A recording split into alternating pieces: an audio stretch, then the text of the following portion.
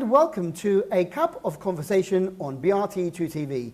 My name is John Ghazi, and in the studio this week I'm very lucky to have two lovely ladies, although one will be performing and one will be with me being the interviewee, and I'll be talking with Shifan Özseza, and we'll be talking about belly dancing here in Northern Cyprus, or Arabic dancing in fact. So first of all, Shifan, welcome to the programme. Thank you, hi.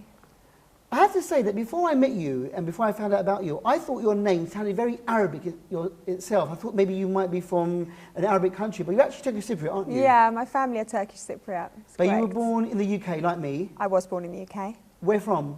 I was born in London, but I was actually raised in Rochester, in Kent. In Kent, Yeah. okay. And so obviously that your parents went to the UK, and so did you grow up there? Did you have your education in the UK as well? Yeah, I've only been here for 6 years, so I was brought up there.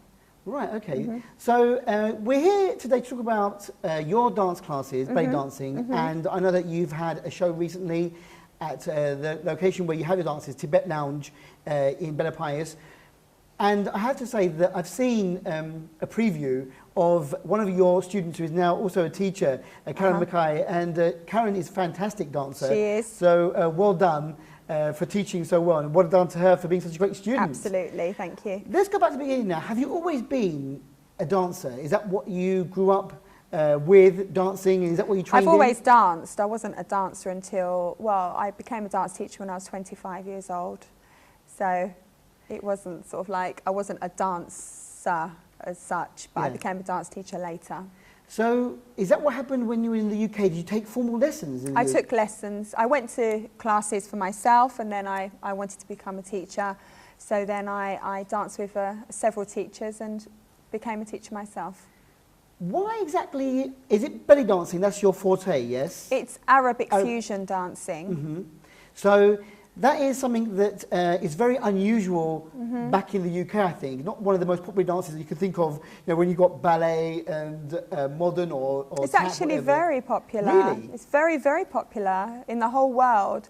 The only place that it's not that popular is Cyprus. Well, actually North Cyprus, because South is very popular also. And I thought that actually with our culture here, it'd probably be the most popular sort of dance, but it's not. It's not. So, when you were in the UK and you were growing up, and at the age of 25, you decided to dance. To teach, yeah. And to teach as well. Yeah. Was it always going to be Arabic and fusion dancing? Yes, only. That was my passion. So you never danced professionally in other dances before? No, I did. I was at schools. I learnt sort of the salsa. I did a bit of ballet, but I didn't want to teach those. I wanted to teach Arabic fusion. Can you still do those dances? Are you still... Well, we use some of those movements in the Arabic dancing anyway. We still use a bit of ballet, and we obviously when we do the flamenco, we use the Latin side of the dance. Because dancing, I mean, it's a very popular pastime. If you love it, you really love dancing and you can't stop dancing. Absolutely. And I think like you yourself, as an example, once you stop dancing, you teach dancing. That's so you right. continue with That's right, absolutely. So here you are now in North Cyprus teaching. So you came to Yes. North Cyprus 6 years ago. Nearly 6 years ago. And you've been teaching dancing since then? Yeah, I actually got my job before I moved to Cyprus. I got my job with American University at Stage School. So I got my job and then I moved here. And so you guaranteed that? I worked there, and then I set up my own studio as well. So I know that GAU Stage School is one of the popular stage schools here. You know, dancing lessons, and those who want to take dancing to their professional level. Absolutely. It's a great location. Yeah. So you were there teaching. I was teaching the 4-year masters students there. So the boys and girls that were doing ballet and Latin, they were also doing Arabic dancing with me. And then after that, I went into private teaching there. Right. So, for those who are a bit confused about Arabic dancing, because we don't want to compare it to the traditional belly dancing that we see at tavernas. That's right. Or on Turkish television, because that's something different, isn't it? Because what I think, when I heard you chatting with my colleague Denise on the radio, was that yours is more technical, isn't it, I think? The Arabic dancing, you know, it's not just shaking of the hips. No, no. There's all different styles in Arabic dance. You know, what we see or what you see in tavernas is usually a girl who's not a dancer, who puts on her two-piece and she dances around the table, and it's usually to earn money. That's the reason they do it, because you get your money stuffed down your skirt and your bra. Yeah. But that isn't a dance, because there's usually no technique involved when they're dancing anyway. We have to learn all the techniques. Turkish dancing hasn't got technique, but Arabic dance has. That's the reason we learn. So what's the roots of Arabic dancing? Does it go back, decades? Is it something that, I think, can you compare it to like gypsy dancing? Or is it, how did it come about, Arabic dancing? Well, it's been around for many, many centuries, It comes from everywhere. I mean, people think it's from Egypt, but it's actually goes as far as India, into the Balkans. So there's lots of different styles of the dance. So it's not just from Egypt. That's why we have variations of the dance. And that's what we teach. But unless you've seen the shows, you're not going to know what we do. So if you just say we do belly dancing, people automatically just think that you're someone that dances like you do in a taverna. Yeah. But it's actually not like that at all. It's probably quite difficult as well to do, technically. It is. Right. Yeah, absolutely. And yeah. We're going to see in a while, we're going to take a break in a while to see Karen, one of your students and also a co-teacher when you're not around. Yeah. She'll be performing for us. Very grateful to her for stepping in and showing them the moves. But it isn't something that's very easy. People might think that, I can shimmy to anything that sounds Arabic, but it's not, is it? It's not easy, especially, here, the Turkish Cypriots will say to you, I already know how to do this dance, so why would I go to the classes? That is the first thing they say to us. But when they do actually come to the classes and they try, they say it's one of the most difficult things they've ever done, and they don't come back, because they don't want to try, They're like, oh God, this is just too hard. But they do initially think that they do know how to dance. We don't. That's why I had to study for many years before becoming a teacher. Obviously, most professional teachers need to have sort of a background. You don't just dance and then teach. You have to have some sort of training yourself. That's right. Let's start from the beginning then. So, for instance, this is what I know about dancing. When, let's say, ballet, there has to be a certain physique or a certain technique. So when you look at Arabic dancing and fusion and things like that, and the techniques, do you look at the person and say, I don't think really you're going to be suitable for this type of dancing, or can anybody, really with any, shape or size, anybody, any age, male, female, can do this dance. Do you have to have really good technical background in any dancing at all? Can you start from scratch? You start from scratch. Really? Absolutely. We all started from scratch. So you're all my students start from scratch. No. Everybody can do this. You've just got to have the passion for the music and the dance style. And you want to learn, and if you want to learn, you will learn it. It's easy as that. Okay, I can't even do line dancing, and I don't want to put anyone line dancing now, but I've had line dancers in here try to teach me, and I've got 2 left feet. I can't do it at all. Okay. So let's say you have a beginner's class, and it's the first time that person has come. They're interested in the music. They're interested in learning how to dance. Yeah. Do you put the music on and show them a few of the moves? Are you there? Is it like, do you have the mirrors background and you're in the class with them in front of you, or how does it work, Shifan? We have the mirrors in front of you and you have the students behind you so they can see you through the mirror. I don't have the music on yet because I need to explain to them about the safety of the dance, your posture, the basic posture of the dance, and then I will go through a few of the basic movements, the movements that we use in most of our dancing, and I'll probably show 3 to 5 techniques. And we'll go over that together. We break down the movements. Then I put the music on so that they can understand the music. And that's what we do. We just work with the music after. So it's something quite easy at the beginning to get into, once you're there and you learn a few of the basic moves. Then once the music gets going, it comes quite naturally, doesn't it, I think? Yeah, I think people find it easier once they hear the music anyway, because the rhythm. And then, obviously, there are levels, aren't there? Yes. Once you start to, do this properly and take it seriously, you can go to more technically difficult moves, can't you? Yeah, absolutely. You go to the highest level, and then you can go into teaching as well. And then, obviously, then you can become a performer. So there's all, there's all different levels. It depends on what the student wants. And I think you hit the nail on the head there by saying performance, because this is quite a performance-style dancing, isn't it, really? Yes. It's something that actually catches the attention of a lot of people. Absolutely. Which I think is an advantage of the dance. I mean, sometimes some dances are a bit, it fulfills the dancer's need, but not Yeah, really the viewers. the audience, or yeah. the audience's Yeah. needs. But whereas I think straight away with this Arabic dancing, you know, you caught the attention, you know, the costume and everything as well. Straight away. I'm listening to some music that you use for your lessons, and it's very, very varied. Although I didn't know there was such variation in that Arabic music. So do you have slower moves, faster tunes? Do you, or is there a tune that's fast, slow, different tempo? How does it work? Yeah. When I mean, people, again, if you talk about belly dancing, people tend to think of just the mezdeke type of music. So it's like this crazy drumming going on, and you know, people are just shimmying. But that's not it. You heard all the music that we danced to. I mean, you could hear that there was like classical music, so it's quite slow. And that's where we would become slower in our dance. Our movements become more controlled, and our dancing becomes more ballet-esque when we dance rather than oriental. And then you've got the Latin and the gypsy style of the dance, which you heard again. And then you become a bit more playful when you dance to gypsy style music.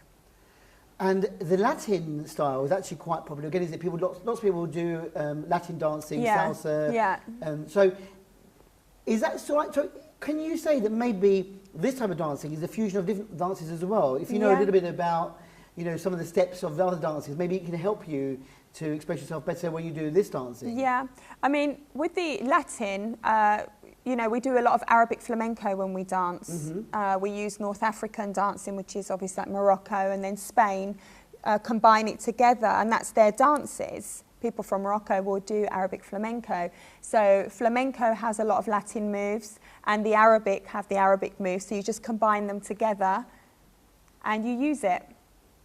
It sounds really, really interesting, and very, very, I don't know, inspiring to others to maybe come along and join your classes. So, as you said, you were at the GAU Stage School, and then you did some private lessons, or you had your own classes. Had my own studio, yeah. And as far as I know now, from what I've seen on your Facebook page and everything, you're at the Tibet Lounge Bar. Bar, which is on the main road as you go up to Bella Pais towards the Abbey. The Bella Pais Road. Right, so that's where you are now. That's where you're based, that's where your classes are. And you have beginners and intermediate classes? Yes. And also, I believe, classes for kids coming up. Yes, we have a children's class, and that's on a Monday at 4:30. After school? Yes, after school. So it's for an hour, and the kids come along and they learn all the Arabic dancings. They do a little bit of folk from the Arab countries and some Turkish Roma dancing. It must have been quite difficult to transpose yourself from the school atmosphere at GAU, where you had students, so you couldn't control, you know, obviously the students, they were talented, they went through auditions and you had them, to actually having your own classes and then people coming to you wanting lessons. So were you happy with the response when you first started? I mean, how many people... Yeah. Well, when I first arrived here, obviously it was all brand new, you know, so I first started with 3 students. Which was fine, you know, and then word got around that I was teaching, and thankfully we built up a big class, so we're all right. And those who stayed? They have stayed, they've been with me for 5 years. Who would you say are your typical students? Are they women of a certain age, of a certain background? Are they Turkish Cypriots? Are they British? Are they foreign? Yeah, the majority of my dancers are expats that come. There's all different ages, all different sizes. There isn't, you can't say there's a one particular style of person that walks through the door. We don't have many Turkish Cypriots. Like I said to you, we have had them, but they don't stay very long. I don't know. I don't know why that is. They can't keep up with the pace. But pace. maybe they can't. I don't know. But it'd be nice to have a little bit more. We've got a couple, but it'd be nice to have a few more Turkish Cypriots to come and just keep trying and you know, until they're comfortable. Well, I know that one of your students, the lovely Karen Mackay, she is with you today. She came to BRTK with you. And I think that you were saying that sometimes when you can't make it to the lessons, she stands in for you as the teacher of the lesson, yeah? If I can't make it, then Karen stands in, or if I'm away, she'll stand in for me. Or if I need help, she's there. And I heard, I mean, she was chatting with you, with Denise on the radio recently, that she, you know, liked dancing. She came here and found you. The first time that she actually danced to this style of dance and music, but she's taken to it very well. And I have to say, I loved Karen's dancing very much, but she was not the type of typical person I thought you would have brought in. You said to me you were going to bring one of your students, but amazing. She looks and dances professionally. Wonderful dancer. Thank you. So it just goes to show that there is no style of look. No. We all think they should look like you, but then it's not, is it, like that at all for this dance? No. Everyone can dance this. You don't have to have a particular look for this. But it's the art of the dance that people have to look at. It's not what you look like. Karen's a beautiful woman, so yes. she's got the looks as well as the dance style. Yeah. But people do assume that you have to be this stick-thin, beautiful person. And people don't really worry about the dancing, but we want to show the art of the dance. We want you to see what we teach you. It is the elegance. An art form. It is, absolutely. And so let's now take a quick break and see Karen in action. She is going to perform for us now, and then we'll come back together again and talk about what we just saw. Fantastic.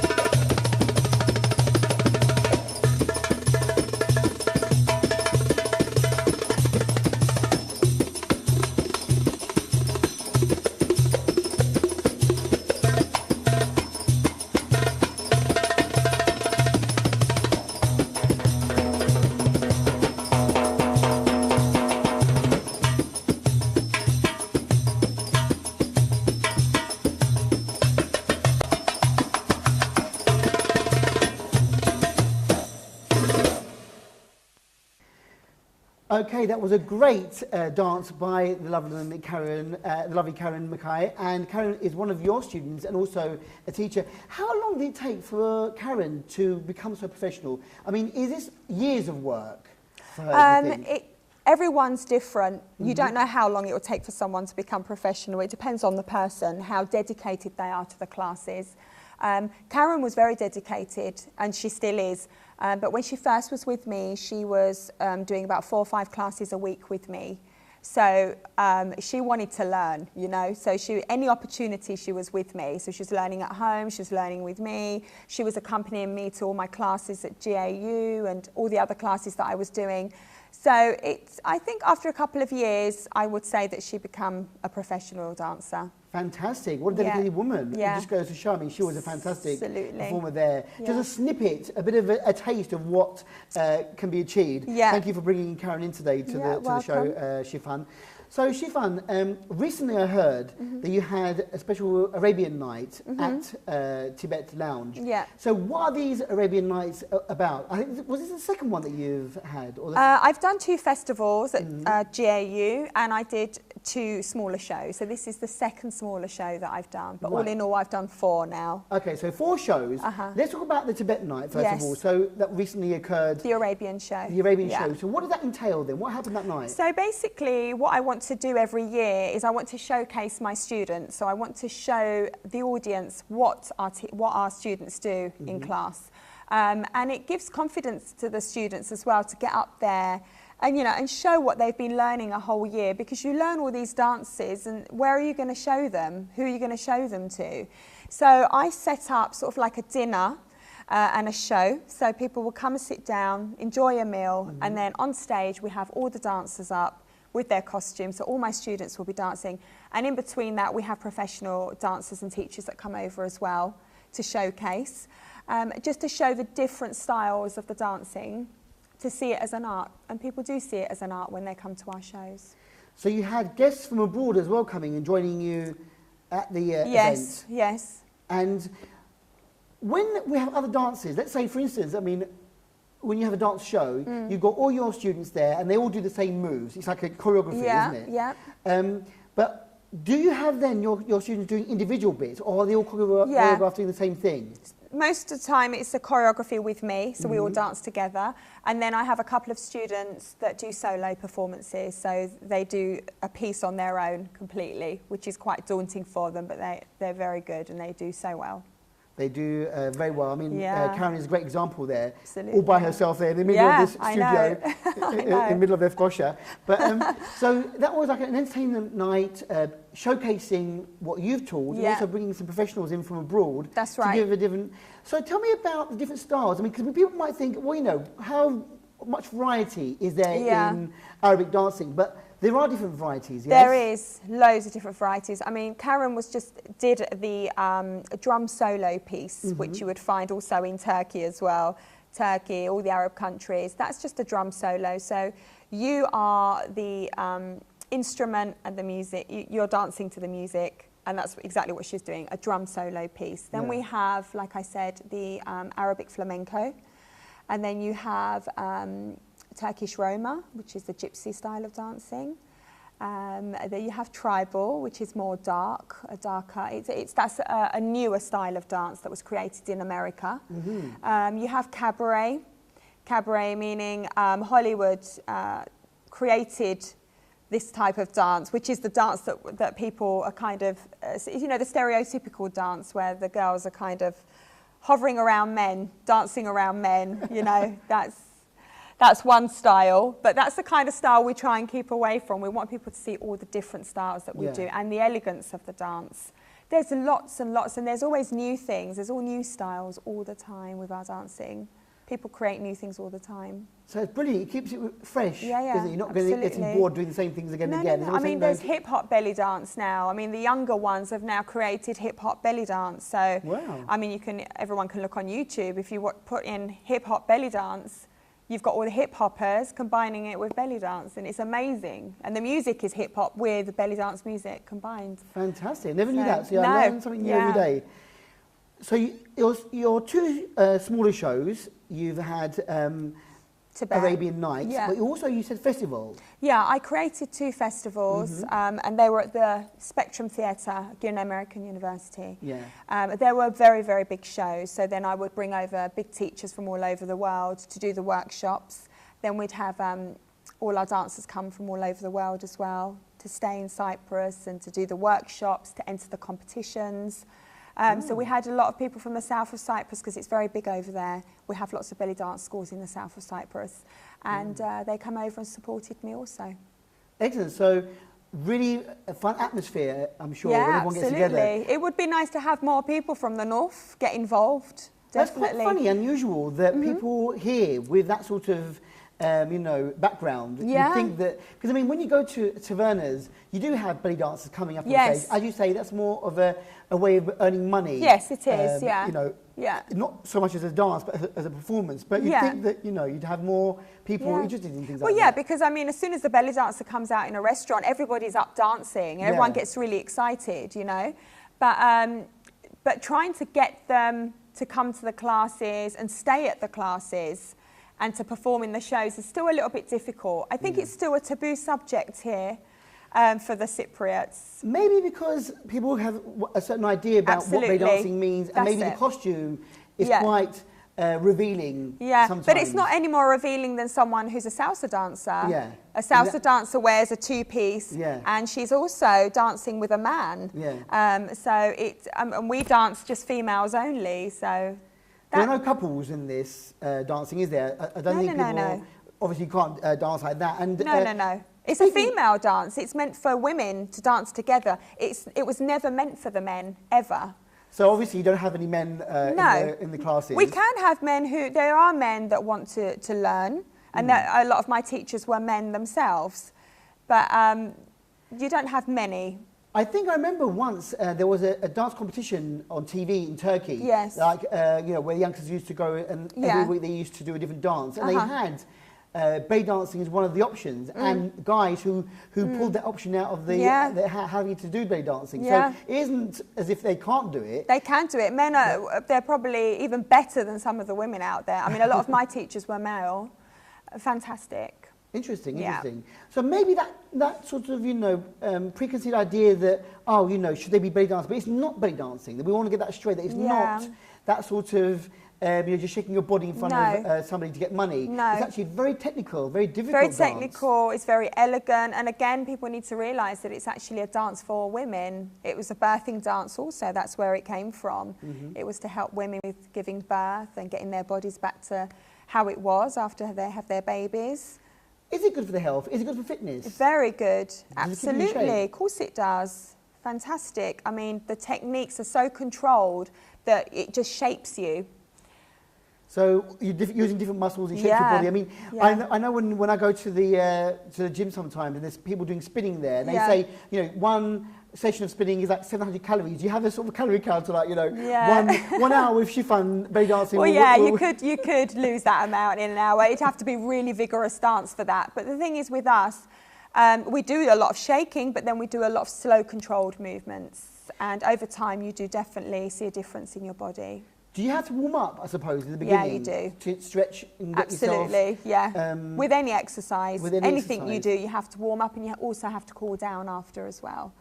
Well, hopefully now, with the advertising on the radio and TV, maybe we'll get some more people interested in Yeah, this. I hope so. It'd be really good to get more people in. When you were at GAU, you were the students, were they surprised to find out how much they enjoyed doing this dance? I mean, obviously that was a good showcase for you there as well. When you were I mean, teaching some them. of them really enjoyed it, and then there's some that didn't quite grasp it, It's the same as anything, really. But again, with my male students, the boys, they did it really well, and they actually enjoyed it. I'm amazed. So was Seriously. I. Because it's quite... It is, whatever you say, at the end of the day, it's quite feminine, isn't it? It is a feminine The way you dance. use the hands and Yeah. the way you shake your body. I mean, obviously, having good hips is quite good as well, because you can move the hips around. But technically, difficult, but a feminine dance. As you say, it's for women. It is. It's soft. And I think that's why GAU wanted me to teach the males to soften them a little bit. So it can help them with their other dances as well, I Yes, suppose, it was to help them with their other dancing. It wasn't for them to just use this dance. It was to help them, help to soften their bodies. So, for instance, if somebody who is a dancer already, who has maybe done a bit of ballet or modern or tap or salsa, Latin dancing, could they then come to you and say, well, can I try this out? I mean, you don't have to start from scratch. You don't have to wipe everything away from what they've learned. Can they adapt from what they know to your lessons as well? Yeah, of course they can. So it's something that, you know, any dancer can, you know... Any dancer, anybody. You don't even have to be a dancer. Yeah. I'm the teacher, so I teach you how to dance. A good teacher. I'm sure that Karen will say, yes, she's a very good teacher. We saw how good she danced as well, so you must be a good teacher. Thank I'm interested in finding out about how you've now gone down to the kids level. So you've started classes for the children. Age from what age? At the moment, 7 years old. I think 7 years is a good age to start from, because any younger than that, they kind of lose concentration, kids. So at the moment, it's 7-year-olds that I've got. But, you know, you have to make it a little bit more fun for the kids. You know, it's not so serious. And it's nice. I want our girls here to learn more about the techniques. But yeah, it's getting there. Word of mouth. We'll get a bigger group, hopefully. So starting with them now at a young age, maybe you're going to encourage them to keep this going. Yeah, absolutely. So they learn with that. Because like I said, maybe it's because of a lack of understanding about the dance. It's not as common on the island as in North Cyprus as, let's say, ballet lessons are, or doing or modern dance. You know, as you said, you know, hip hop and mixing it with belly dancing, because hip hop is so popular. The kids want to, you know, do all their street moves and stuff. So combining the two will probably be very, very interesting for the kids. So these lessons, I mean, how many kids have you got so far? At the moment, we've only got 2. 2. So, but it's only our 3rd week, and there's been holidays, so we're just trying to. I mean, the mums are helping now, and we're trying to get more kids in now. So mums out there who want to send their kids, their young daughters, to Mondays 4:30. Tibet Lounge. Tibet Lounge in Better Place. So quite a central area, either west or east of the area. You can go along and... and even if it's just a little bit after 4:30, it's fine, because a lot of the kids have clubs after school and then they come to me afterwards. And they don't need any special equipment, do they? No, I mean, nothing. I provide everything for them. And the lessons are in English as well. So the children kind of learn more English when they're with me. Very good, very good. Although you do have perfect Turkish, so they can... I do have Turkish, you can explain things to them if they don't know the English if there's enough. a problem. But, you know, you don't need to spend a lot of money on costumes. In fact, when you're rehearsing, aren't you just rehearsing in normal... In leggings, in just normal sportswear. The only thing that we wear is the hip belt, the hip scarf with the coins on it. Just to kind of give a little accent to the hips. Because obviously with that, you need to get into the mood and to have that swinging motion. When you swing your hips. And you have those belts, Yes, do you? We have everything. The only thing we ask is to bring some water with you. Bring your water. That's it, and bring yourself. Bring a towel after you sweat a little bit. And, you know, and also you can do it barefoot or with... barefoot or ballet pumps. Ballet pumps, like Karen was wearing earlier. We don't recommend trainers because you can't really move the feet so well with trainers. So with your shows, you recently had one, as we said, at the Tibet Lounge. Is this a yearly thing that you do now? Yeah, I try and do it annually, yes. Annual thing. So in a way, you're building up to, you know, when you're training and you're teaching your classes, at the end of the day, at the end, there's sort of like a thing to gear up to, isn't it? To look forward to. And that's I have many students, but I only had a few of the students that actually wanted to get up there. Not everybody's as confident to get up there. But they will. Everyone has their moment. And so where do you get the costumes as well? Because, I mean, Karen's one was beautiful, lovely, but not something that you can pick off anywhere. Karen's one was actually from Istanbul. So we can get our costumes in Istanbul. And in Istanbul, you have lots of costume shops that are for the Arabic dance. So, and then we've got a lady who actually makes us things as well. You can get them anywhere, really, just not here. We can't get them in Cyprus. And do some of your students wear them at the classes as well? A couple of them do, because they don't perform, so they would never wear their costumes anywhere else. So, I mean, with us, we perform, so we just wear it on stage. But the ladies love the costumes, and like I said, they don't perform, so they just use it as a chance to wear it at the classes. On a personal note, I mean, teaching is one thing, and I'm sure you're a great teacher and you enjoy teaching, but which side do you enjoy more, performing or teaching? I like both, but I definitely prefer teaching. I love teaching. I love giving that joy to people and seeing them change as a person as well, because it does. It gives a newfound confidence to some women. So if some people are shy, it takes that away from them. Yeah, it's a way to express themselves. It takes that away from them. They become confident, and they're back in touch with their feminine side, because we lose that femininity in this world. It is very important to enjoy what you're doing, and I see that through what you're saying now, and also from what Karen performs for us, and she enjoys it. Is it something that sort of like, you know, you keep going? I mean, you said that the levels and the certain techniques, but how long can you keep this up? How long can you keep doing this? For however many years you want. You never get bored of it? Styles change all the time, and as a teacher, I have to learn new things all the time. Just because I teach, it doesn't mean that I don't learn new things. Yeah. I'm at workshops, I learn from, you know, online. I'm learning all the time. Yeah. You have to learn, you have to know new things so that you're fresh and you're new and you can show your students new stuff all the time. Yeah. So then you come in one day and say, I've learned I've learned something, I'm going to show you. Put the music on, and then there you are dancing away. Yeah. Do you improvise quite a lot? I mean, is it a dance that you can sort of like, you know, maybe just go with the flow sometimes? As I'm performing? Yeah, adapt. When I'm performing, I tend to improvise a lot. I don't choreograph usually my dances. But with the groups, I choreograph for them. But usually we're supposed to improvise. You're supposed to improvise as a solo dancer. It's quite difficult to choreograph, though, isn't it? I'm sure it's not one of those things where it's set in. You don't have certain. Well, you do have rules, but I'm sure you're trying to test yourself as well by finding new sequences or adding a bit of. I think I'm just so used to it now. I've done it for so many years that choreography comes quite natural and quite easy for me to create. I love what I do. I love my music. I love Arabic music. So as soon as I hear a piece of music that I like, I've got the dance already in my head. I could be driving, I could be sitting at home, and I could hear music, and in my head I've done the choreography without having to dance. And then I'll go home and I'll just write it down, then I'm back into the class on a Monday and I'm like, right, got a new choreography for you. Amazing. Yeah. But it's not easy in the beginning, but as I said, I've done it for 15 years now, so. Yeah, so obviously, you know. Quite easy for me now. Quite easy. Yeah. You know what you're looking for, you know what you're doing. Yeah. And how to put everything together. Okay, Shifan, so how do we find you? You're at Tibet. What days of the week are you there? Okay, so Monday, Tuesday and Thursday mornings at 10 o'clock. Monday, 4:30 is for the children. Monday and Thursdays at 6 p.m, sorry, 6. Right. 6. We've just changed all the times around, so 6 p.m. on a Monday and Thursday evening. Right. Although I'm sure that if you had a group of people coming who wanted to maybe do a different time suitable, then could you accommodate them? Yeah, if there's a group, then we can do private. Because I mean, I think some of the classes in the day, maybe someone's working, they might not be able to come to, so you've got chance for day and evening. Yeah. So if anyone wants to do like a class from 7 o'clock onwards, they can. They have to find me. I'm on Facebook. So what do we look out for? Shifan Özseza? It's Shifan Özseza Dance. Dance. And you are obviously, maybe if they pass by the Tibet lounge at those times, they'll find you there. Yeah, they could just come in. They're dropping classes. They don't have to Can they do a trial one if they can? Yeah, they can come. The first one's free of charge, so they can come and try it out. Excellent. and then decide if it's for them. And do you have any shows coming up now? I mean, I know you just finished one, so you probably... We finished this show.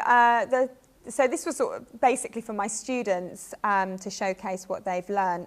But the second project that I've got now is a belly dance competition that we are doing with another dancer from the south of Cyprus. We're going to work on that next and get the dancers in and do the competition. The competitions are fun.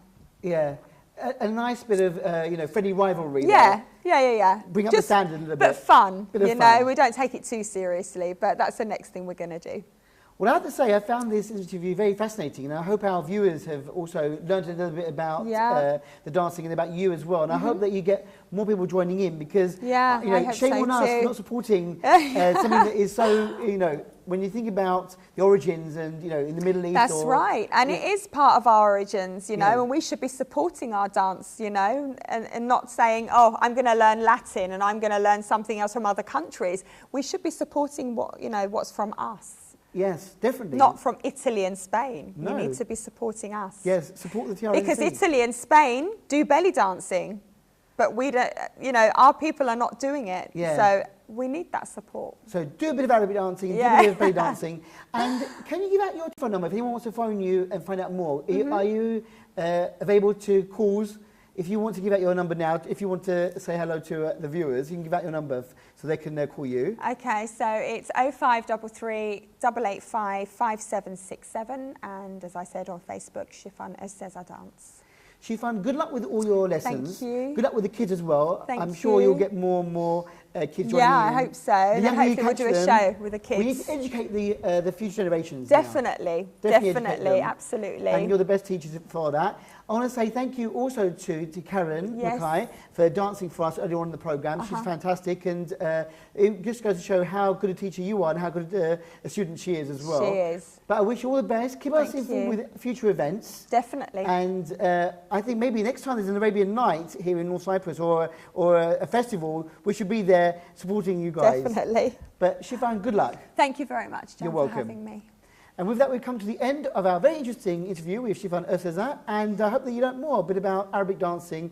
And until the next time we meet on a couple of conversation, take care and go well. Bye-bye.